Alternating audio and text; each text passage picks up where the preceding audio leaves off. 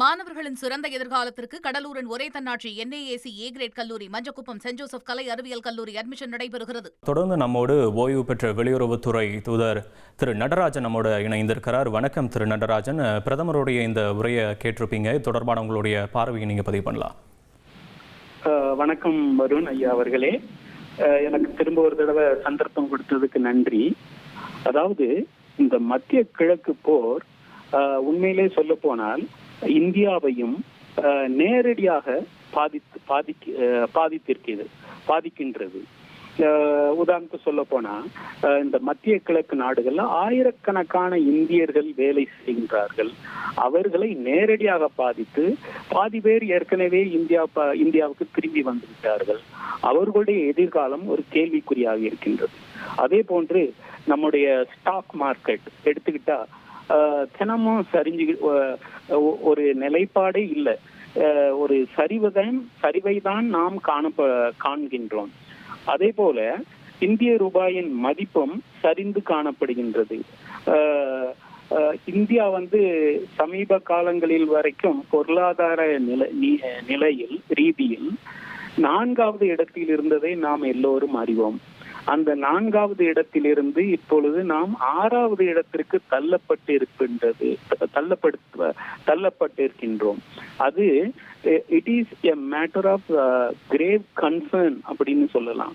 ஏன்னா கஷ்டப்பட்டு நம்ம அதாவது உலகத்துல ஒரு ஏழை நாடா இருந்து நம்ம 4வது இடத்துக்கு பொருளாதார ரீதியில வந்துட்டு இப்போ நம்ம அதுலயும் சரிவை நாம் காண்கின்றோம்.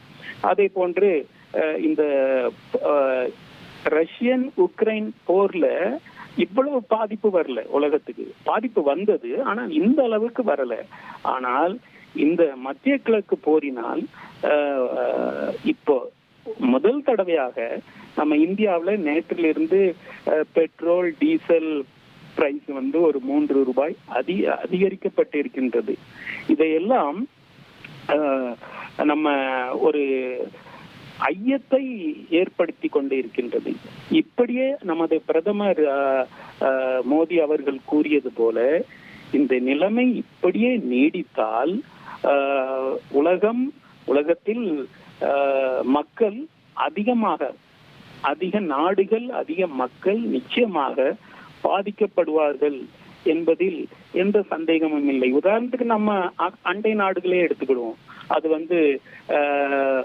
பங்களாதேஷா இருக்கட்டும், ஸ்ரீலங்காவா இருக்கட்டும், பாகிஸ்தானா இருக்கட்டும், மாலத்தீவு, இப்படி ஆப்கானிஸ்தான், நேபாள், இப்படி நம்ம அண்டை நாடுகள்ல கூட எல்லா இடத்துலயும் இந்த பொருளாதார நிலைமை ரொம்ப சீர்குலைந்து பெட்ரோல் பிரைஸ் எல்லாம் நீங்க பாத்தீங்கன்னா இப்பவும் பார்த்தா இந்தியாவில சீப். அந்த நாடுகளை ஒப்பிட்டு பார்க்கும் பொழுது அந்த நிலைமைக்கு நம்ம போகல. ஆனால் இப்படியே நீடித்தால் இந்த நிலைமை நமக்கும் ரொம்ப பாதிப்பை கொண்டு வரும் என்று அதாவது பிரதமர் மோடி அவர்கள் கூறியதில் நமக்கு ஒரு ஐயமாக இருக்கின்றது. அப்புறம் இந்திய அரசாங்கம் முடிஞ்ச வரைக்கும் தன்னுடைய தேவைகளை தன்னுடைய மக்களுக்காக எவ்வளவு செய்ய வேண்டுமோ என்று முயற்சி செய்து கொண்டிருக்கின்றது.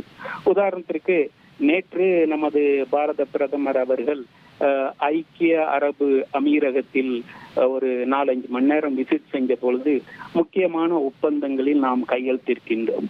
அதுல முக்கியமான ஒரு ஒப்பந்தம் ஆயில் கேஸ் சப்ளை.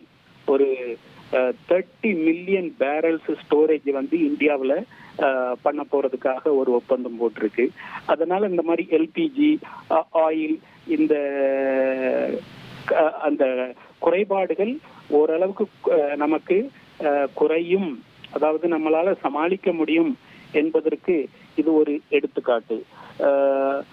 இந்த இவ்வளவு உலகத்துல இந்த அளவுக்கு கஷ்டப்படுறதுக்கு இப்போ நம்ம நிலைமை இப்படி இருக்கிறதுக்கு காரணம் ஒரே ஒரு ஆளு. அது வேற யாரும் இல்ல, அமெரிக்க ஜனாதிபதி டொனால்ட் ட்ரம்ப் அவர்கள். இதற்கு முன்னாலும் கூட நம்ம எவ்வளவோ அமெரிக்க ஜனாதிபதிகளை பார்த்திருக்கிறோம். ஆனா இவர மாதிரி ஒரு ஜனாதிபதியை நாம் கண்டதில்லை. அவர் சொன்னார், அதாவது ஈரான் நாட்டில் ரிஜிம் சேஞ்ச் வேணும், அங்குள்ள அரசாங்கம் மாற்றப்பட வேண்டும் என்று கூறினார். உண்மையை சொல்ல போனால் வருண் அவர்களே, என்னுடைய கருத்தின் பிரகாரம் அங்க ரிஜிம் சேஞ்ச் தேவையில்லை, அமெரிக்காவில தான் ரிஜிம் சேஞ்ச் தேவை. அதாவது இந்த உலக போர்கள் நடந்த பொழுது கூட ஒரு நிமிஷம் எடுத்துக்கிடுறேன்.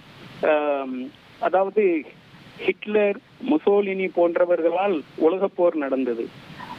இப்போ சொல்ல போனா இது என்னுடைய சொந்த கருத்து, அந்த மாதிரி தான் இந்த ஹிட்லர், முசோலினி மாதிரி தான் இப்போ ட்ரம்ப் அவர்கள் நடந்து கொள்கின்றார்கள் என்பது என்னுடைய ஆழமான கருத்து.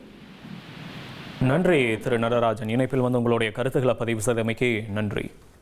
எரிசக்தி நெருக்கடியால உலகம் புதிய சவால்களை சந்தித்து வருவதா பிரதமர் மோடி வெளிநாடு வாழ் இந்தியர்கள் மத்தியில் பேசியிருக்கிறார்.